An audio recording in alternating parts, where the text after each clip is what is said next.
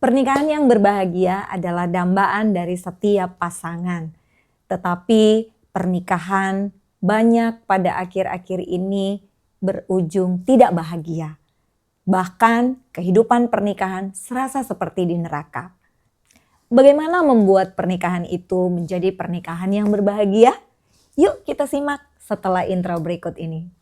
Bila esok hari kan ku jalan, berjalan bersama Yesus kekasih jiwaku.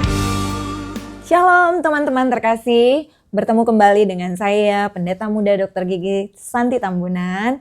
Kembali menyapa teman-teman, semoga kita pada hari ini berbahagia, amin. Semoga hari ini kita adalah orang-orang yang selalu mengucap syukur atas setiap berkat dan rahmat Tuhan yang selalu baru setiap pagi, puji Tuhan. Dan kali ini saya akan berbicara tentang bagaimana untuk mendapatkan pernikahan yang berbahagia. Mungkin sebagian dari antara kita mengatakan bahwa mungkinkah pernikahan saya di titik yang sampai saat ini saya hadapi berbahagia, atau mungkin di pasangan-pasangan yang baru menikah mengatakan bahwa saat ini pernikahan kami sedang bahagia-bahagianya. Tetapi tidak sedikit rumah tangga pasangan yang saat ini sudah di titik akhir dan sudah ada di perceraian. Di beberapa waktu yang lalu saya sudah membahas bagaimana perceraian atau pandangan iman Kristiani mengenai perceraian.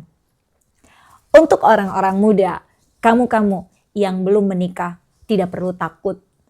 Karena kamu melihat bahwa kira-kira banyak sekali pasangan yang bercerai. Pada hari ini kita akan melihat kebenaran firman Allah.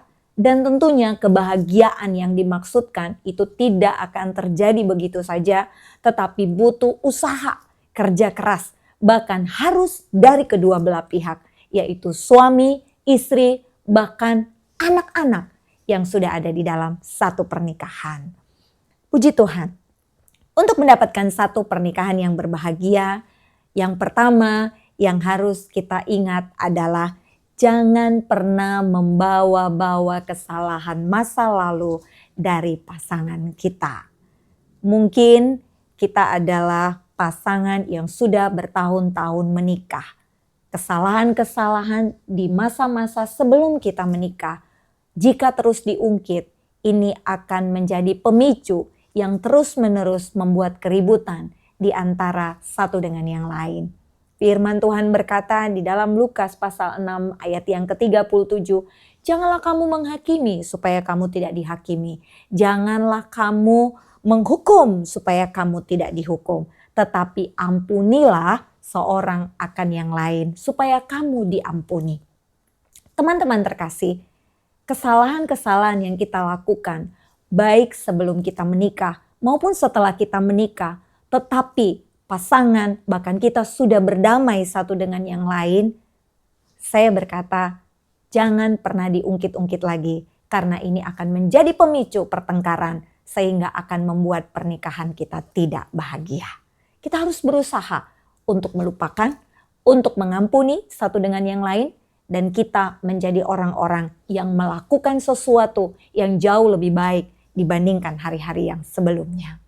Yang kedua, jangan sampai kita pergi tidur, naik ke tempat tidur bersama dengan pasangan, tetapi masih ada masalah-masalah yang belum diselesaikan. Firman Tuhan di dalam Efesus pasal 4 ayat yang ke-26 berkata, janganlah matahari terbenam sebelum padam amarahmu. Artinya adalah marah, semua orang pernah marah. Tidak ada yang tidak pernah marah. Tetapi firman Tuhan dengan jelas mengatakan bahwa jangan sampai kita berdosa. Yaitu jangan sampai matahari terbenam sebelum padam amarahnya. Artinya adalah kemarahan tidak boleh berlarut-larut. Kemarahan tidak boleh dibuat terlalu lama. Sehingga hal ini akan mendatangkan dosa. Firman Tuhan berkata pasangan boleh berjauhan untuk sementara waktu. Tetapi tidak boleh lama-lama karena kamu tidak tahan untuk bertarak. Jadi artinya jangan setiap masalah yang kita hadapi tidak menemukan jalan keluar atau penyelesaian, terutama sebelum kita pergi tidur. Yang ketiga, untuk pernikahan kita berbahagia, setidaknya di dalam sehari mari kita mengucapkan minimal 1 pujian untuk pasangan kita. Untuk pasangan yang baru menikah mungkin hal itu terasa gampang. Bahkan dalam 1 hari bisa ada begitu banyak pujian yang kita sampaikan pada pasangan kita. Bagaimana dengan pernikahan yang sudah bertahun-tahun, belasan tahun, bahkan puluhan tahun, karena sudah merasa bahwa kehidupan pernikahan itu datar-datar saja. Bahkan mungkin di dalam otak kita sudah lebih banyak hal-hal yang tidak baik yang kita temukan dari pasangan hidup kita. Sehingga mungkinkah kita untuk menemukan atau mengucapkan pujian pada pasangan kita? Butuh usaha teman-teman. Tentunya butuh usaha untuk kita mencoba. Jika hal itu masih terasa sulit untuk kita lakukan, kita coba untuk minimal mengucapkan 1 pujian terhadap hal-hal yang baik dari pasangan kita. Awal-awalnya mungkin berat untuk yang sudah menikah bertahun-tahun lamanya. Tetapi bahagia itu seperti yang saya katakan di awal tadi adalah sesuatu yang harus kita ciptakan. Butuh usaha dan itu tidak cukup hanya dari salah satu, tetapi harus dari kedua-duanya. Tetapi jika belum tercapai dari keduanya, cobalah untuk mulai dari salah seorang. Yang keempat, untuk pernikahan kita berbahagia, jangan pernah kita bertemu dengan pasangan tanpa sambutan kasih sayang. Teman-teman yang terkasih, hampir sama dengan bagian yang sebelumnya. Pernikahan yang di awal terasa manis, apalagi yang masih baru menikah, tentunya hal ini sesuatu yang gampang untuk dilakukan. Tetapi kalau pernikahannya sudah bertahun-tahun, tentunya akan sulit. Ketika bertemu, sudah biasa saja. Bahkan tidak ada rasa getaran-getaran yang membuat kita jatuh cinta lagi. Tapi sekali lagi bahagia itu kita yang harus ciptakan. Jangan pernah kita bertemu tanpa adanya sambutan kasih sayang. Kidung Agung pasal 1 ayat yang kedua. Di sana dikatakan, kiranya ia mencium aku dengan kecupan. Cobalah untuk saling memeluk. Pelukan itu memberi kehangatan, memberi kedamaian, berikan kecupan, berikan sesuatu yang bisa mengungkapkan kasih sayang dan coba untuk menciptakan chemistry itu kembali. Dengan pasangan sendiri kok, kan bukan dengan pasangan orang lain. Mari kita mencoba kembali, kalaupun hal itu sudah lama tidak kita lakukan. Tapi puji Tuhan, kalau sampai saat ini ada pasangan-pasangan yang sudah menikah puluhan tahun masih terus membiasakan adanya kecupan-kecupan manis, adanya pelukan-pelukan, tetap lanjutkan. Karena ini juga adalah salah satu cara untuk pernikahan kita berbahagia. Puji Tuhan. Selanjutnya adalah mari kita saling mendukung di dalam suka dan duka. Teman-teman mungkin masih ingat janji pernikahan yang kita ucapkan pada waktu awal pernikahan, dikatakan bahwa saya akan menerima pasangan hidup saya seumur hidup saya dalam suka dan duka, dalam sehat maupun sakit, dalam susah maupun senang. Ucapan ini, janji ini sebenarnya adalah janji yang begitu berat. Mari saling mendukung dalam setiap hal, dalam segala hal, karena dukungan dan support dari pasangan kepada pasangan yang lainnya, ini akan membuat semangat di dalam menjalani hari-hari dan di dalam menyelesaikan setiap pekerjaan. Di dalam Amsal pasal 15 ayat yang ke-17, di sana dikatakan, lebih baik sepiring sayur dengan kasih daripada lembu tambun disertai dengan kebencian. Yang ingin saya katakan di sini, teman-teman yang terkasih, bahwa kekayaan atau sesuatu yang kita peroleh, kemewahan, uang yang banyak, itu tidak ada bandingnya jika disertai dengan kebencian dan pertengkaran. Untuk apa? Di atas meja makan ada begitu banyak hidangan yang lezat, tetapi ternyata tidak ada komunikasi satu dengan yang lain. Ketika kita saling makan, bertatap mata pun tidak, bertegur sapa pun tidak. Firman Tuhan katakan tidak ada gunanya. Lebih baik sepiring sayur yang disertai dengan kasih daripada lembu tambun yang disertai dengan kebencian.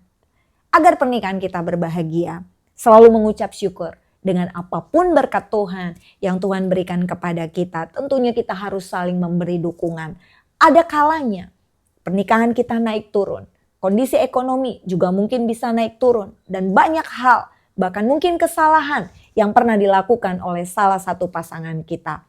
Setelah berdamai satu dengan yang lain, mari kita saling mendukung, mari kita saling support agar pernikahan kita tetap menjadi pernikahan bahagia. Dan jangan lupa, jangan pernah mengungkit-ungkit masa lalu, tetapi aku melupakan apa yang ada di belakangku dan aku berlari-lari menuju ke arah tujuan, yaitu panggilan surgawi. Haleluya.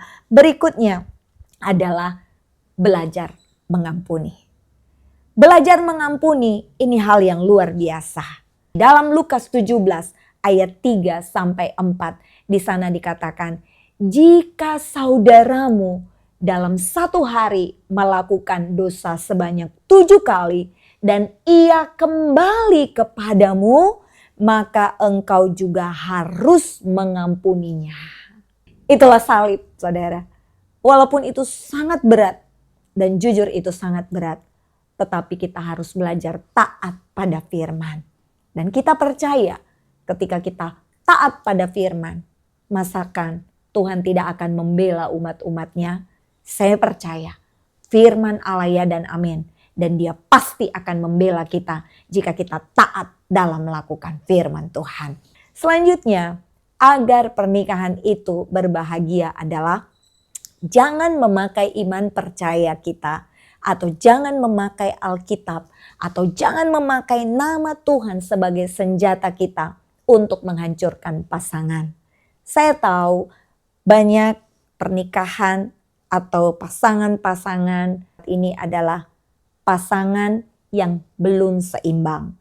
Mungkin istri lebih rohani dibandingkan suami, atau sebaliknya, suami sudah bertobat tetapi istri bukan orang yang percaya kepada Tuhan.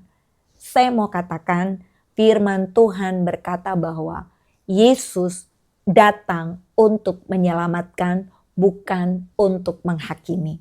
Masa-masa ini adalah masa-masa kasih karunia.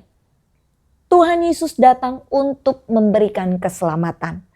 Sebab itu, jika pernikahan yang pada saat ini belum pasangan yang seimbang, jangan memakai ayat-ayat firman Tuhan untuk menghantam, untuk terus mempersalahkan pasanganmu. Karena hal itu akan berdampak, bukan dia bertobat, tetapi dia akan semakin menjauh dan semakin tidak mau mengenal Tuhan yang kita rindukan supaya dia kenal.